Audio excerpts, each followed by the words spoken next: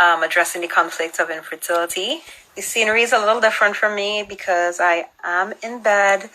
I had to take my own advice today and go to the hospital, even though I didn't want to, but I thank God I did because I had a very serious diagnosis that if I had waited and ignored the symptoms I was experiencing because, the fear of corona, it could have been way worse picking it up later. So I'm in my bed right now where I'm going to be for the next couple of weeks, but the show must go on. So we're going to continue the live. Just the scenery is different. And I mean, I'm not my usual dress up because I literally just came back from the hospital and just had time to take a shower and get dressed. So anyway, today we are discussing and addressing the conflicts of infertility. And today I have with me Ayana Miguel. She is a professional conflict and performance coach, as well as a certified mediator. And we're going to delve right into that as soon as she comes on. So I hope everybody's having a good Monday. My Monday is a bit shaky, but it will be better for sure. And I'm just going to wait till Instagram let you all know that I'm here. So thank you for joining. Hi, Megan. Hi, Rigo04. Hi, Candice. I just hope I get Ayana on soon. She hasn't joined us as yet. So I'll just wait for her to come on. Hi, thank you, everyone, for joining us. How's your Monday so far, everyone? Let me know.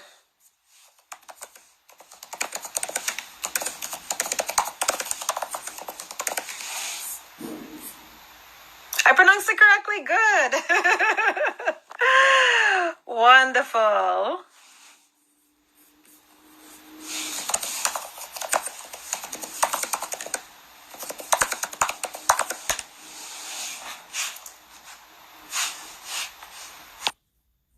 Okay.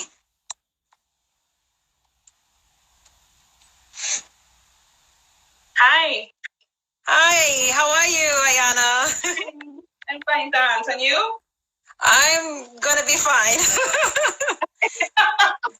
Yeah, I got some major news today, but I decided that the show will go on, and I will deal with my situation afterwards. Okay, so I did do my initial introduction that you're a professional conflict and performance coach as well as a certified mediator, but I want you to tell us a little bit more of yourself and what that exactly means. Okay, so as you said, I am a professional conflict coach and mediator. I was a mediator first, a certified mediator with the Trinidad and Tobago Mediation Board in 2012, so several years now. And recently, a few years ago, I started studying in regards to coaching, and I decided to link what I learned in mediation, alternative dispute resolution, and combine it with the coaching aspect. And in addition to the training and development I've done over the years, as well as lecturing, because I really want to facilitate an area of learning as regards to resolving, managing, and honing that conflict, understanding different conflicts, personal, between persons, couples, and so forth. Okay. So that's what's encompassed in conflict coaching. Yeah, basically, it's an individual process. Unlike mediation, where you have more than one person, conflict coaching is an individual process that focuses on the here and now.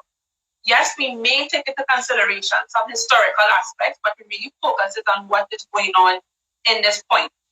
And it's not only about resolving the conflict, it's also about managing the conflict, understanding the conflict, also learning to communicate in difficult situations, having difficult conversations, avoiding escalating a conflict into, an issue that it would totally out of hand. So right. It's a different, it encompasses a few things well. So how in your decision, in your opinion, how exactly does a conflict arise? What causes conflict? Wow. Conflict is inevitable and it's pervasive. We know that. Right. Simply picking out this dress today was a conflict. Do I go with a pink stress? Do I go with this stress? Do I go with these classes?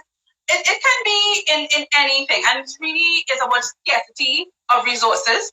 It's where you have a pull and tug of power, right? Of actually laying claim to what is mine, what is yours, how do I feel, how do you feel, right? Conflict arises too by a miscommunication, right? A simple thing as that. So it's when you have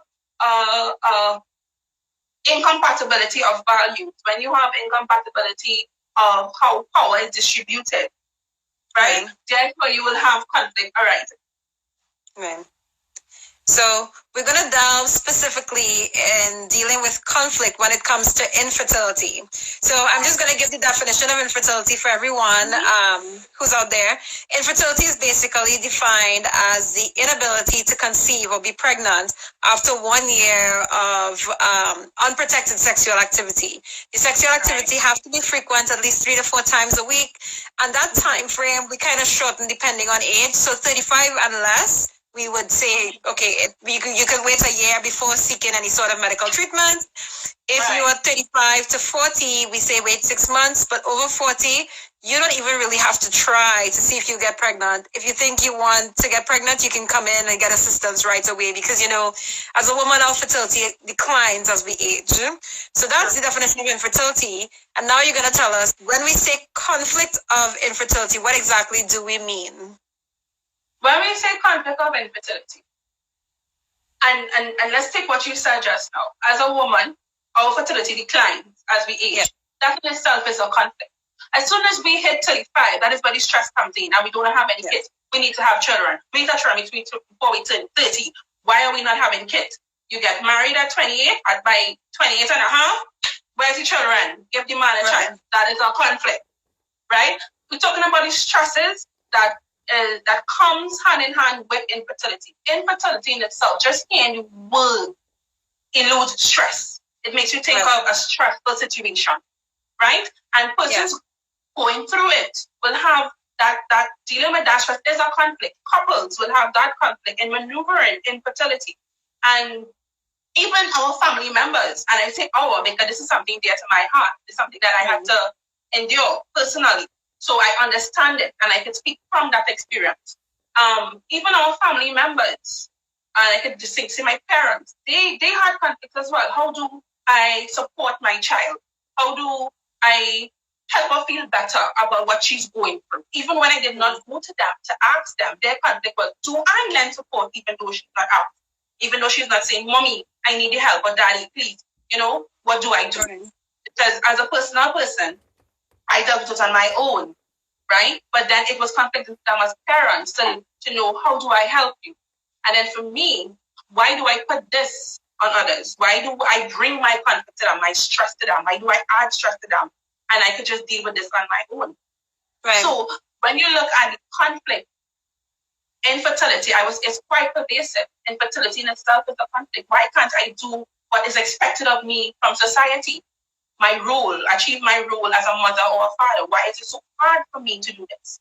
And you know, that stress, those arguments that will come on hand, those situations that you just wonder why, you know? So when we talk about the conflict and addressing the conflict with infertility or fertility, it's things like that we're looking at. Right.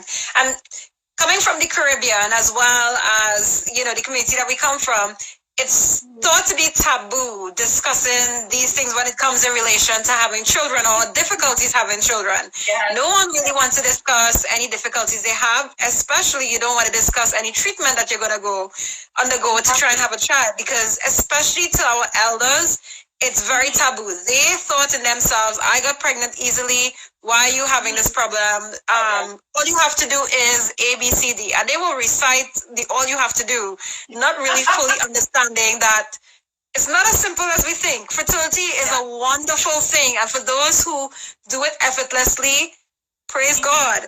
But not for everyone does it come that simply. And it's a very difficult concept that many people don't get. So it's very difficult for individuals experiencing infertility to reach out to family members or loved one or friends, because they get all of this advice that really is not helpful except to make you feel less.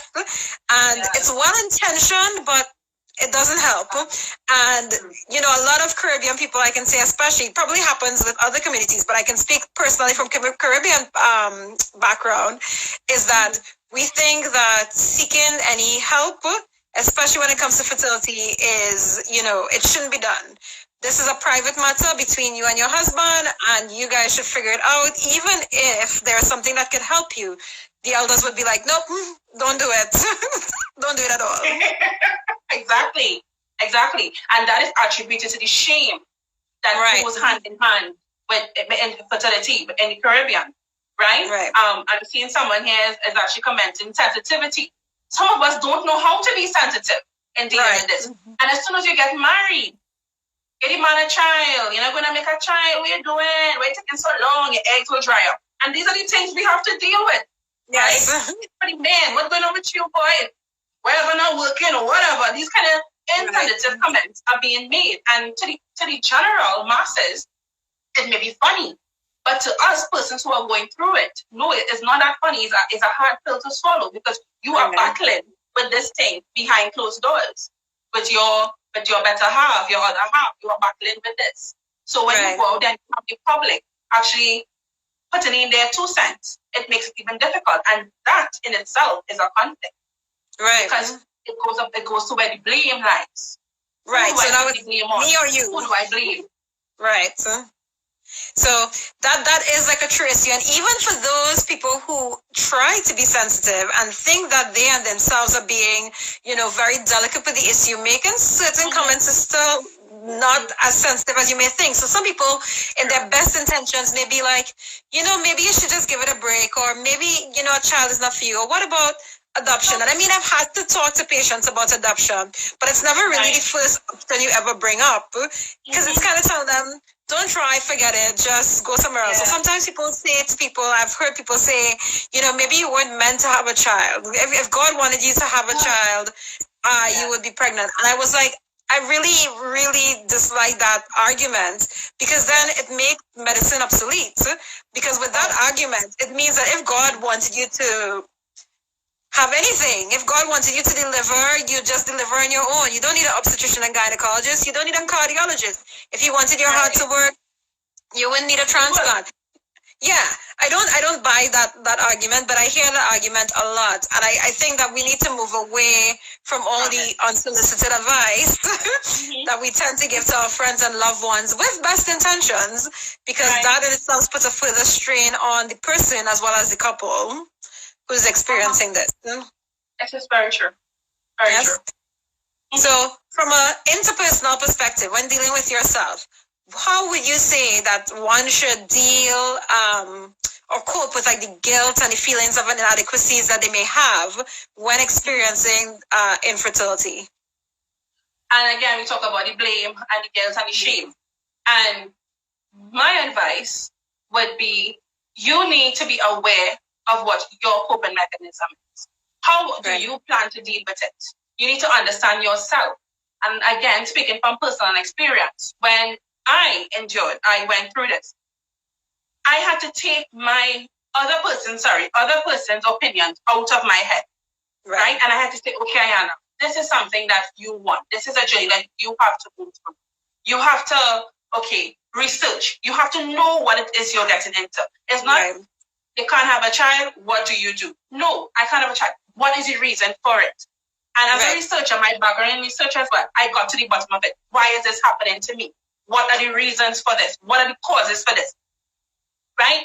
And you have to not internalize and take that blame and put it all on yourself, because it's not going to help the situation.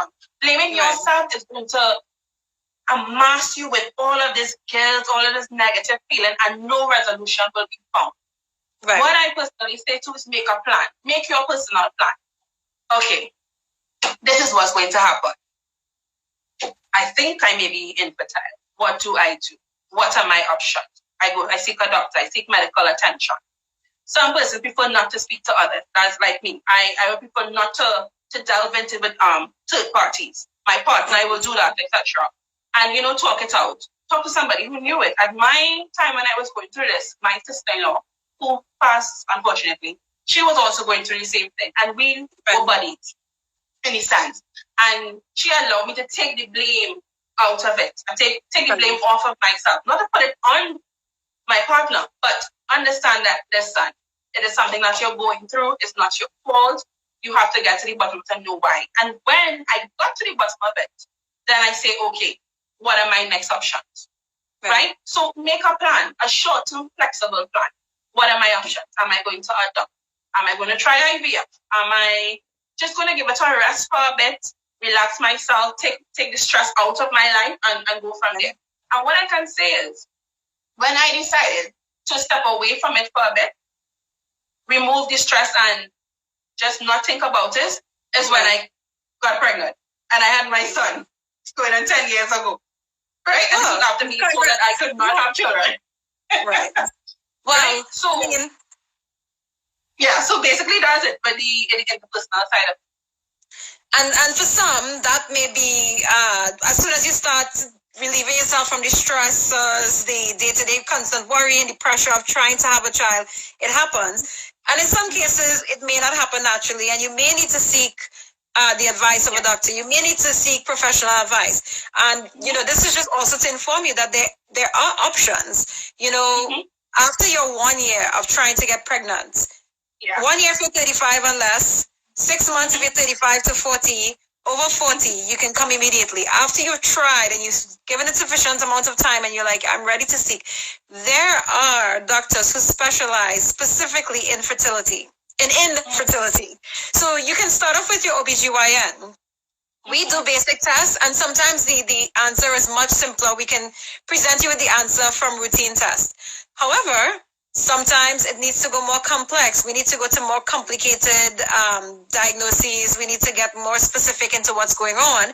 And then there are reproductive endocrinologists and infertility specialists. They are OBGYNs themselves who are further specialized to deal specifically with the art of trying to help you get pregnant. And you just have to know the options, because sometimes what happens is that people don't even know who to go to, or that there's even someone to go to. So knowing your options is also a big thing. You can opt not to go to anyone. You can opt to say, well, that's it. But knowing your options definitely is important. I'm just seeing a question. Can male A negative blood type affect fertility of a woman? So your blood type doesn't affect fertility at all. The blood type plays an important role when it comes to the actual blood type of the baby, which is, it'll be too complex to explain now, but it doesn't affect your fertility having different blood types from your partner. So no, that's not a reason for infertility. One thing that I also wanted to mention is that a lot of times women take the blame for the cause of infertility, or alternatively, women are blamed. Whether they take it or not, they are blamed. And what we have to realize is that about 1/3 of cases are male issues in terms of male factor for infertility. Another 1/3 we can kind of contribute to the woman, and the remaining cases is a combination of either a combination of both of them causing the problem, or we just have no clue. They both seem completely normal. So when women are constantly blamed for the cause of infertility, it's not true. We're equally as culpable as men for the factors of infertility. And we need to get away from the blaming as opposed to what's the solution going to be. Because blaming has no real impact. And age does play a significant factor in infertility, especially in women more than men. As soon as you go over 35, you're called, I don't like this term and I've said it multiple times, advanced maternal age. So over 35, your fertility drops. But once you hit past 40, it drops way more. So yes, age plays a factor, especially in the female partner, but age plays a factor for both. But it doesn't necessarily mean because you are over 35 or over 40 that you are the reason you're having difficulty becoming pregnant. There may be several factors or nothing we may find at all, but age does play a factor in infertility. So that's just something to know going forward. So one of the things I wanted you to answer is like, when dealing with third parties, how exactly do you manage that for yourself, and then how do you manage that as a couple? Well, okay, let's look at couple first, because I mean that is the structure that we all, you get married, you get together, you plan to have a child. As a couple, you need to decide whether or not you want to get third parties involved. Are we going to deal with this, resolve this amongst ourselves, between us alone, or are we going to go to family members? Are we going to seek advice from maybe a family friend, someone who has done it before? Because I'm sure all of us as women, and you can correct me if I'm wrong, I think 1 out of 4 women is diagnosed with polycystic ovaries. I don't know if the figures are still accurate, if that figure is correct, but it's a high percentage. So we most likely have a friend who actually has polycystic, who has some issue. So we turn to them and look for advice. If it is we decide as a couple not to do that, we need to understand and respect that. Right. That is how we plan to deal with it. Let me just put one thing. I would give the statistics as opposed to as opposed to polycystic ovaries. I would say 10 to 15% of couples experience infertility, because I want to take away the woman as the cause and look as the couple as the cause. Okay. So 10 to 15% of couples experience infertility, which medically it's a very high statistic. It's saying 1 out of 8 couples. So it's still something definitely to consider, the fact that it's a high number that experience infertility, whether it's male, female combination. The point is 15% of couples are going to experience infertility at some point in time. Right. And you see, right there, you identified a conflict. Because the research that I did years ago was 1 out of 4 women going to have polycystic ovaries, and that is going to lead to infertility, which put it solely on the woman's shoulder. Exactly. So dealing with it on an individual level now with third parties is that, do you talk about it? Because you have to be very sensitive and you have to be keen to know who you're going to speak about, because not everyone can understand. And like the viewer said before, sensitivity, not everyone is capable of providing that or doing that, right? We have to be careful too with getting our business out there, as we see in the Caribbean. So what I like to say is that as a couple, you need to decide how you're going to deal with it. Is it that your familial support is so strong, it's something that you can lean on in this time of need, or is it that something that you put to keep to yourself and you'll rally through until better can be done? But it's a conversation that needs to be had between the two persons. They need to communicate and they need to decide exactly how you're going to move forward. What I can say in general, for third parties, especially us in the Caribbean, we always have an opinion. Right. So what I would like to say for us is that even if someone has not told us anything, but again, from observation, we see that something is going on there, no kids or whatever. Simply put it in a Trini slam, mind your business. Unless they come to you, do not offer any advice. Yes. Right? It's just notice, okay? And you just hold your corner. And that's what I said to my class. Mind your business. It's simple. Because they are dealing with that. They are going through this on their own. They're trying to maneuver this on their own. And it's difficult in itself. So your well-meaning advice may not be needed at that time. Exactly. Don't give unsolicited advice. Really, as we grow older, we should learn that more. Please do not. I'm going to address one question that Ayan Wearables is asking. She said, besides going to a fertility clinic, concerning the issue of age, are there any activities a woman over 40 can engage in to have a successful conception, pregnancy, and delivery? So that's a really good question. Overall health is key for having a successful pregnancy at any age. If you're smoking, if you're drinking constantly, you're putting yourself at a decreased chance of having conception, despite whatever age you are. So having like a well-balanced diet, staying physically fit. If you smoke, quitting smoking. If you drink, cutting down, or quitting if you can. It depends on how much you're drinking. These things are simple things that we can do, and we can do at any point in time to help boost our fertility. Now, depending on what the cause of infertility is, which to be honest, you wouldn't necessarily know unless you are worked up, then that will also determine how the treatment will go. If it's going to be a simple treatment, like we're going to just give you a few medications and tell you when to go home and have sex, or if it's going to be a more robust treatment, for example, we're going to give you strong medications and we're going to actually do IVF, in vitro fertilization, which is extracting the eggs from the ovary of the woman, fertilizing it outside of the body, and then replacing the embryo that is formed back inside with the anticipation that you get pregnant. So where you fall on your diagnosis as a couple or individual, depending, because some people do infertility treatments alone, but where you fall on the spectrum determines how much treatment is warranted to, help you conceive. But with all that being said, basic health that works across the board for any medical condition. You have diabetes, what they tell you, diet and exercise, stop smoking, stop drinking. Hypertension, same thing. Polycystic ovaries, it doesn't matter disease, the basic fundamental basics of health is going to be important regardless. So those are things that you can start implementing now.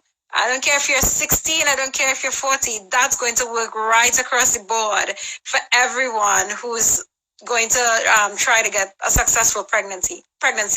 If you are beyond 40, then I would caution not to wait too long in your quest, because as I said, natural fertility declines and you don't want to wait too long before you seek help, because sometimes your issue might be something small that can be fixed, but you don't want to wait too long that it progresses into being this issue plus age.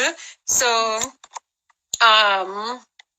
those are the different things that I would say definitely consider, as well as taking folic acid, specifically folic acid and iron. Everybody who can possibly get pregnant should be on folic acid and iron. So from teenagers all the way up to your 40s, you should be on this. And this also preps the body for pregnancy. So that's just a little aside to answer the question that was asked. And I'll continue with my questions and then see if there's any more questions. So from an intrapersonal perspective, right, how do we constructively address gender issues? And we kind of spoke on this a little bit while discussing infertility. Because, we have these gender roles that we think, Yeah. Yeah. Man versus woman, Mars and Venus, and all these different constructs, especially in the Caribbean, even more so because we are so patriarchal, right? It's all, in that case, we have to really adhere to these things. And what you find is that a critical milestone in a woman's life is to be married and to have kids. That is how we have been socialized. So when in this case you find infertility pops up, you find in that case the woman basically loses her balance, right, in the relationship, because we're blaming her. We're just saying how we look at it. Right. The balance is lost because you are not able to produce a child. And so what you find with this is that we need to understand, even though certain roles are expected of us, as a male, as a female, what we need to do is form our own path.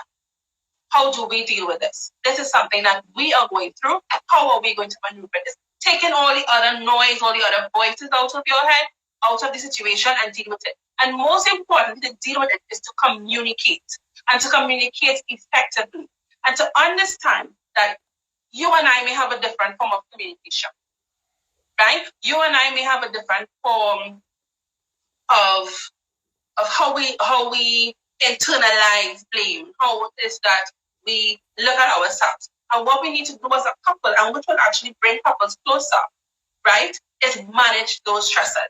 Because when you have miscommunication, when you have blame, when you have feelings of guilt, it's a stressor.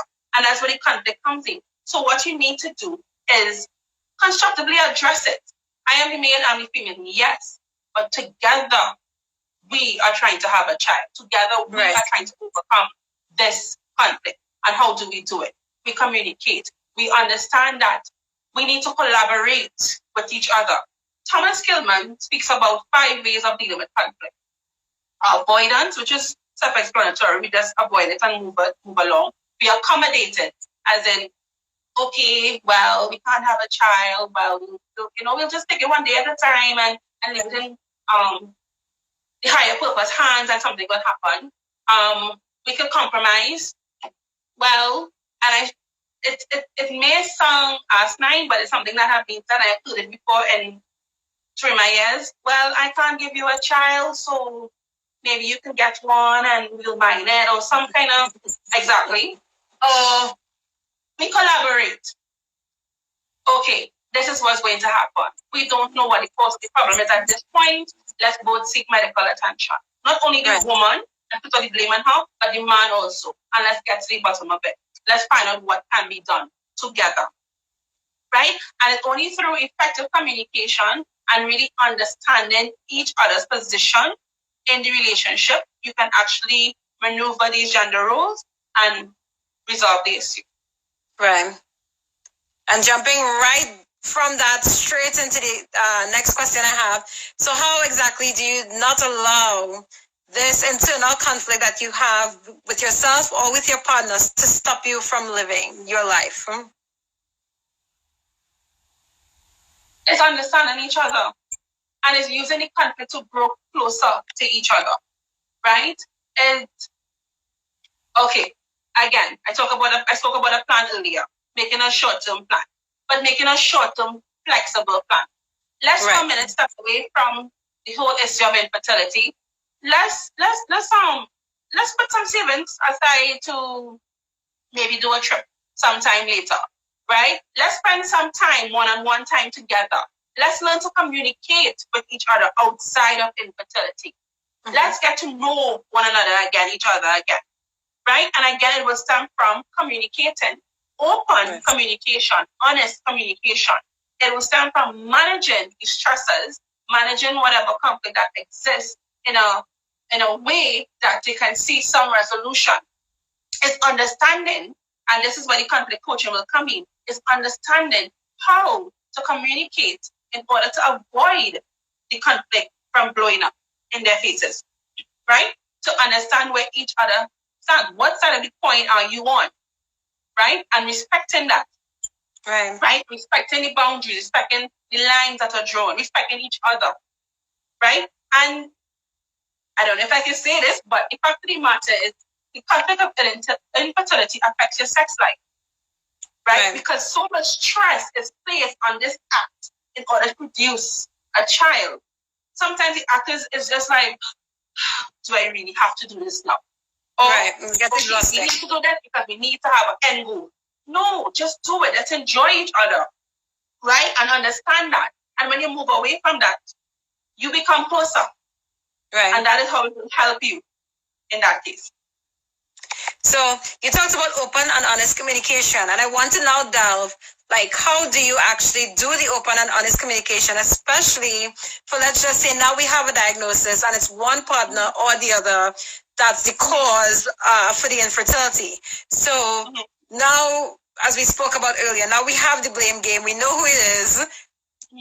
How do we have that open and honest communication where the one who thinks it's not me feels able to express themselves, but more importantly, the one who is, probably feeling a little guilty is able to not internalize that guilt and to be able to deal with it and move forward as a couple?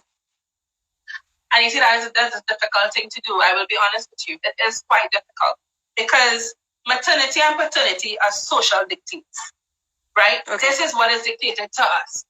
Yes. Right? And what you find, there is a significant difference in how males and females manifest their sadness, manifest their disappointment, right? So what you need to do as a couple is understand your partner's way of actually manifesting this disappointment and sadness, because there is going to be disappointment and sadness, right? And you need to work through it. Now, you said that they have been diagnosed, right? What are the options available? What can be done now? And this brings me back to a few weeks ago, I was looking at a television show, The Good Doctor. Okay. And on it, there was a situation where one of the doctors, his wife, decided that she wanted to start a family. And in her mind, she waited too long to do it, right? She built a career and whatever. And he was displeased. He basically told her it was her fault. And her response was, but you supported me during all the while I was building my career. He said, yes, I did. But at the end of the day, it's your fault. Lo and behold, when the results came back, the fault was on him. And what I found very interesting, the show did not delve any more into that. It was his fault. He could do a surgery if he chose to for them to have a child. But that was it. And I was saying to myself, if this was a female, we'd have had a whole storyline. It would have been, what can she do? IVF, how distraught she is. She's going through all the emotions and whatever. But because I love the fact that they put it on him. I mean, because the whole social dictate. But what more? It wasn't delved any more into it. And what you found that you cannot be inflexible in going through this. You cannot say this is my stance and I stick to it. You have to be flexible. You have to be able to collaborate with your partner. Right? You have to understand that my view of this can be distorted because of my role or because of where I am. And I need to be able to unravel how I view it and see it. You need to be able to pull that string from the ball of yarn and unravel it without knots. And it's simply by communicating and understanding each other. So don't blame.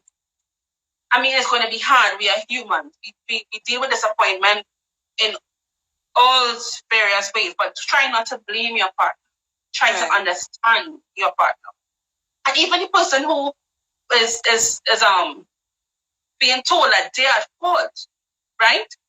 You do not take that load onto yourself. This is not of your doing. It's something that occurred. So how do I overcome this? And it's simple.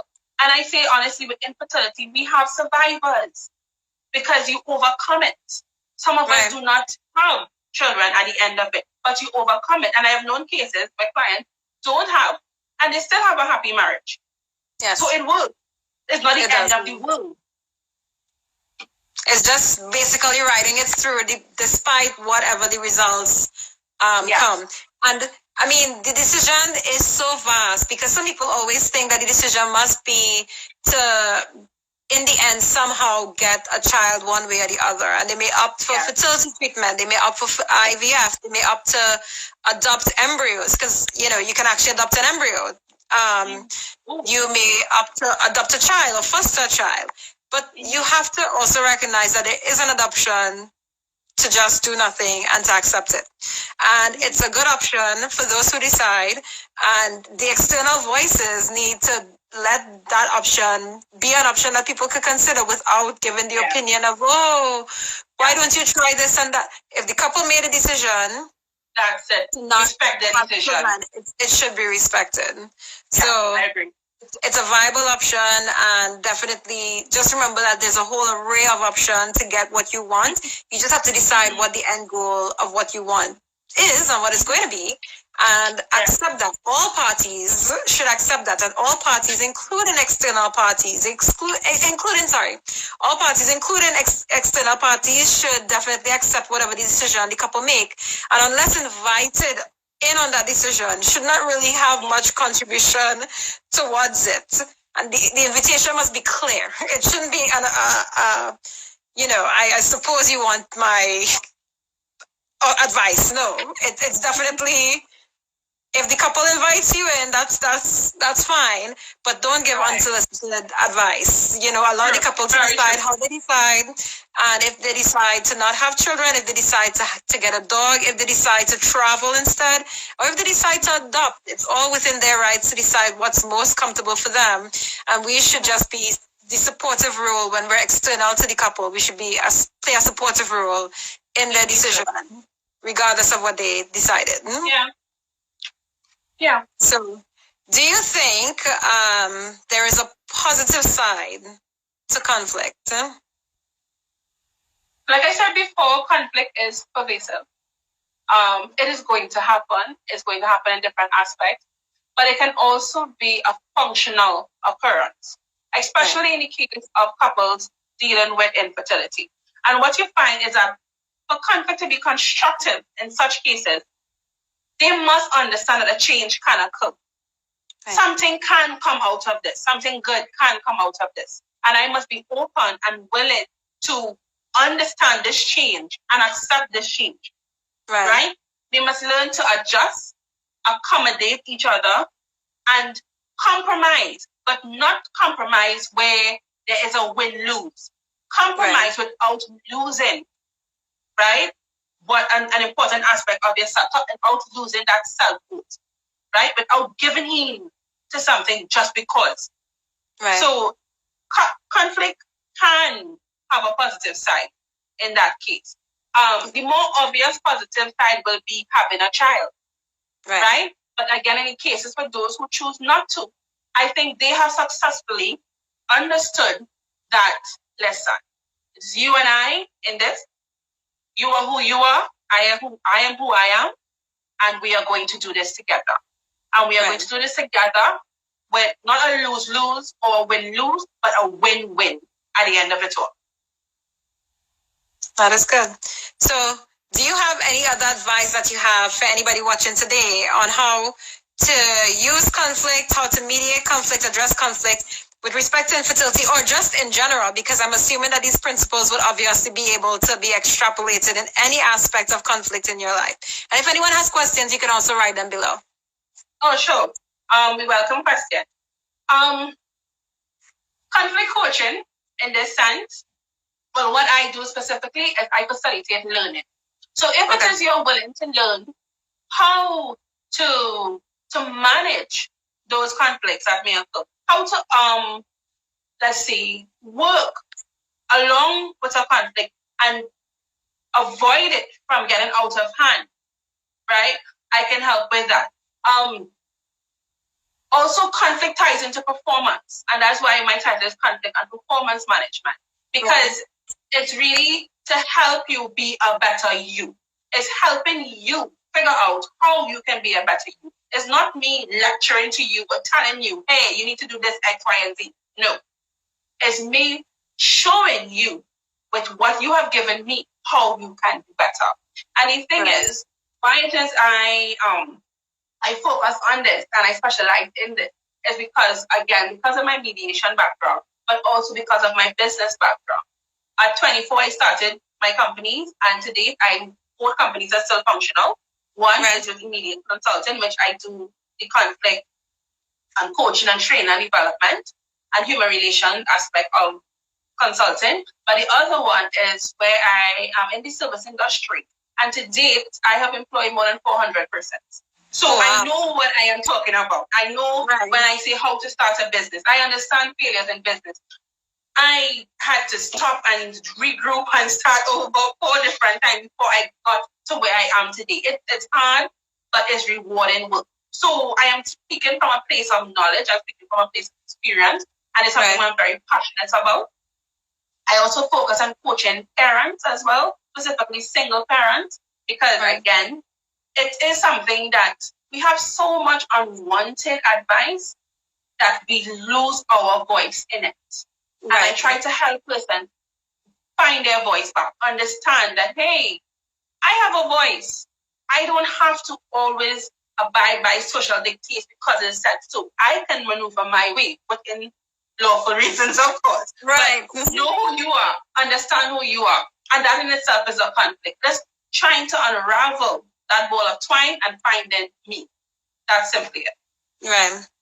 That is 100% true. So if a couple needed help with mediation, how do they reach out to you to get that assistance that they need? Okay. With mediation, with conflict coaching, even group coaching or couple coaching, you can actually contact me at info@immediateconsulting.com.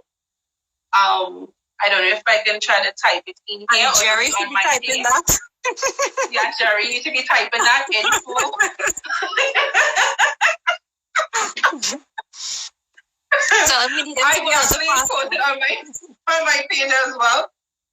My pages on Instagram, immediate_consulting, as well as at immediate_consulting, or you can get me at Conflict Guru 868 as well. You can go on my website, immediateconsulting.com as well, with an E, Not IMMEDIATE, but EMEDIATE. That was Jerry's doing. He came up with the word as a play on my mediation. Right. Yeah, they can also reach out to you and you can contact me. It's not a problem. Definitely. I wonder if anybody have any more questions. So I'm going to actually just scroll on the chat because I think I answered all as we were going. There's one comment that I'm going to read from Jizzy. The comment says that a huge part of it is the need for society to stay out of people's lives, which you did mention before, more or less, mind your own business in layman's terms is what that comes down to. And I stand by it, yes. Yeah, don't give that advice if it wasn't warranted. And even if you gave advice, even if you were asked advice and you realize the reception is not as well received, don't pursue in making your stance very adamant, because at the end of the day, you are not the couple, you are not the individual experiencing infertility, and they would have to decide for themselves what their choices are going to be eventually. It will have to be a decision made by them. And then also, she referenced that in society, we always ask, when you're having kids? And we asked this particularly 2 times. You're married for over a year, we think we're not seeing you get pregnant, or you're a single woman, because they don't ever ask the men this for some reason. You're a single woman getting older, and it's like, when you're going to have kids, when you're going to get married, and this is like what society takes as the norm. But you have to understand that people are going to make their own decisions. Some people never want to get married. Some people don't want to have a traditional household. They would choose to, have a kid by themselves, or choose to have, to not even have a kid. So you have to just be able to accept that, options exist and choices exist, and people would choose what is best and what's comfortable for them, because at the end of the day, they have to live with a decision, not you. So allow people to grow and make their own decisions and to accept, and you have to accept as an outsider what that decision is. If you're a part of the couple with the need to make that decision, then communication is the key, because you may not necessarily always come to the same conclusion. One partner may say, let's do everything possible, and the other partner might say, I'm exhausted, I don't want to do anything else. Yes. Exactly. But you have to communicate. What would you actually advise in that kind of circumstance, where despite a full discussion and open communication, the end wants are different between the 2 partners? Was that? I missed that for a minute. What did you say? So, we're a couple, and me and my partner discussing it at length, and we're good at communicating. But at the end of the day, we can't agree on what the solution is. My partner says, let's just travel, and I say, no, I want to do everything. In that case, again, if it is you find that you're stuck with the communication, this is where I would advise that you seek third-party help. And it could be in the form of counseling. Right? And you need that third party to really help you figure it out. Even a mediator, as a neutral third party, can actually help you come to an agreement with this. What do we do? Right. So, do we do both? You understand? Or do we do one? It's whatever. And then we get in during those discussions with a third party, you get to the bottom of why is it that I want to choose X or I want to choose Y. Oh, that's good. Right? And that's a good point you made. Sometimes the decision, like people always take linear that it's A or B. Sometimes you can do A and B, and that's a point that I didn't even consider when I asked the question. Sometimes your resolution could be, let's try A for X amount of time, and then if not, we result to B. Or sometimes A and B may be something you can do at the same time. So that is actually really good advice. And we have a question from Denicia. She says, does acceptance of the problem help with finding a solution? Acceptance of the problem will help with finding a solution once it is you want to find a solution. You can accept a problem and walk away from it. Or you can accept a problem, in my case, and say, listen, I'm going to get to the bottom of this. I'm going to find a solution. What is my situation? What is causing these things? So it depends on how you choose to accept the problem. Am I going to accept the problem and just say, fine, there is a problem? Or am I going to accept the problem and continue to find out exactly if there are solutions? And if there are not solutions, what do I do? What then do I do? Right? I resolve it. I make my peace with it. and I move on with my life. It does not end living. It doesn't end your livelihood. Right. You just have to maybe change path and go from there. I saw another comment from MG Dean. The common advice given is to ignore unsolicited advice and comments. So shouldn't the advice then, well, so instead of to mind your business, but we can't control others. It's true. We can't control others. And that was like a general statement I made to persons who want to help, persons who just make these comments. It's you have to learn to ignore it, but not all of us are capable of that. Sometimes someone may say something and it's well-meaning, but it can hurt so much without they realizing the pain that it is. So what you would need to do is learn to manage it. You may not be able to ignore it, but you can manage how much it affects you. Right? I hope that answers the question. Yes. So let's just see any more questions. This was extremely informative. As I told you before when we actually talked, I didn't really know much about mediation prior to us talking. So I think it was like a very good topic because infertility does cause a lot of stress. It causes a lot of disharmony in relationship, and it does cause a high percentage of divorce or separation in relationships, the inability to conceive.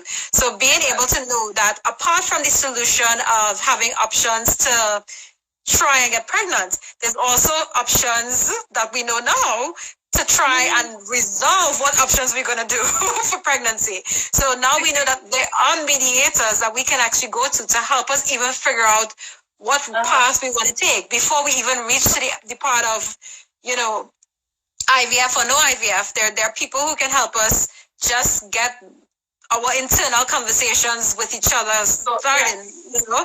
So that's really good to know that we have it. Jerry, I don't think has written it down for us, but I would post it afterwards. I don't see the name of your company, but we will post it afterwards for sure. Let me see if I can post it. Right. I saw 2 more comments. Okay. I don't know if you want to grab those. So does acceptance, how do you ignore negative advice from loved ones?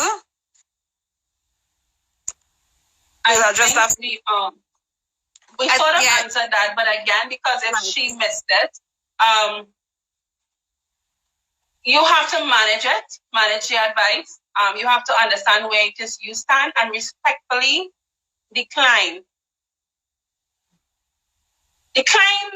the advice affecting you that it wants to be better too. Actually saying, listen, I respect what you have to say, but this is my stand. You do not need to get into a verbal war or a tug of war or anything, but you can respectfully remove yourself from the situation and manage it internally. And don't let it hamper your way of living.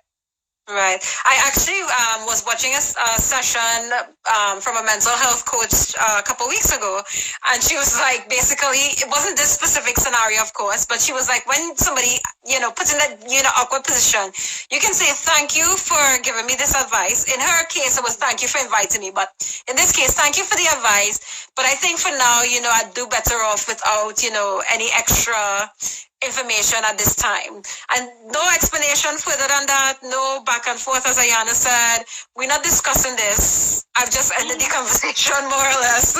Thank you. You don't have to be rude about it, but they usually get the point that it's a full stop, not a comma. Like my mother tells me, out of all of her children, she will know. My siblings may tell her, Mom, I don't want to hear whatever. I will say, Mom, noted with thanks. Even when I'm doing business, noted with thanks. Once you get a noted with thanks email, and I'm not selling myself out here. That's it for me. That is where I separate myself, and I'm going to be chugging along doing my own thing. I think there's a question for you, Janelle. Does abortion causes infertility later in life when the woman wants a child? That's a complex question, but I'm going to give you a simple answer. But the answer I'm giving is not the full answer, not the full scope. It depends on how the abortion was done, and it depends on how far along it was, and it depends on how many times you have an abortion. So if you had an abortion several times and you use the procedure that we call a dilation and curettage, DNC is how we abbreviate it in medical term, that can lead to infertility if the process was done too numerously or too aggressively, because it can affect the uterus itself. If it's an abortion by a pill and everything was passed, you dilated, you passed all the products of conception without any complications, it's less likely to cause any further problems with fertility later on. So the physical procedure, depending on the quantity, the actual procedure, as well as how far along the pregnancy was, as well as one more factor actually. It depends on who's the medical professional who did the procedure. If they were very aggressive, then this could affect fertility later on. But I wouldn't say that if you had an abortion and you're having difficulty getting pregnant, that's the thing you're going to go to.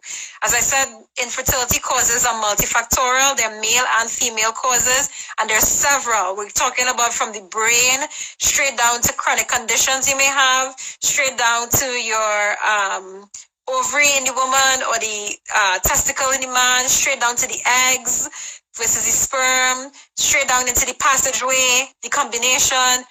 This is a whole topic in and itself, and I would address this at some other time, but there's so many complex layers as to what can possibly cause infertility that you can't just assume because for example, we used this example before, so I'm going to use it.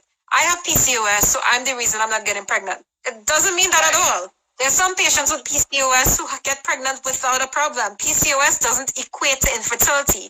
So a lot of PCOS patients would have trouble with fertility, but a lot doesn't mean all. So you can't automatically believe that because you have a diagnosis, that is the reason. And this is where you have, gynecologists as well as infertility specialists playing a very pivotal role in reaching the reason as well as the solution if you decide to move forward in attempting to get pregnancy. So in a nutshell, depending on how you do the abortion, it can possibly have an effect in your fertility, but it's not to assume that that's the reason. And I hope I answered that, Alana. Okay. So we have, finally, we're going to give Jerry a clap. We have the front handles that you can reach Alana. So if you or someone one loved one is suffering from infertility and is seeking advice, remember we're not giving unsolicited advice, but someone who is necessarily seeking counsel on how to deal with themselves or how to deal with their partners in this struggle and this conflict that could arise because of infertility. If you know someone or if you yourself are experiencing and you need that extra help to guide you, to mediate the process and to coach you along, then Ayana Miguel is a great source of information. We have all her handles and I will repost it after this session. I want to thank everyone for joining us, and I really want to thank you, Ayana, today for joining us, having this session, for educating all of us, including myself. I know that today was a touch and go whether we were going to have it because, I was in the hospital up until I came on, actually. So it was a touch and go, but I'm so glad that we decided to continue with it. And I definitely think that, a lot of people, you would have a big use to a lot of people that going forward that didn't even know that your services were available. You have anything you want to end with? First of all, I want to thank you for giving me this opportunity. I really appreciate it, Janelle, and I want to thank everyone who joined us today. Thank you for the questions, for the comments. It really was appreciated. And again, if you need to reach me, info@immediateconsulting.com. Reach out. Not only fertility, I can also assist with persons who are looking to develop their business, single parents, any situation you think you need to maneuver that conflict. And conflict may sound like a strong word. Dispute may be a little calmer, a little softer. Right. Any issue, stresses that you may have that you want to work through, I am willing to show you how to work through it. I am willing to show you that you have the power to work through it and to get to that point. So I like to say, I want to show you to meet, beat, and eradicate your goals. I like that. Meet, beat, and eradicate. Your goals. Let's get it done. Get it done. And I think that would be very useful even for me. So we'll talk after this live. I have some goals I need to click. Definitely. So, thank you, everyone. Once again, Instagram is counting us down. So we're going to say bye. We have the 20 Bye, seconds. everyone. Bye-bye. Thank you, everyone. Thank you. Have a good day. Bye-bye.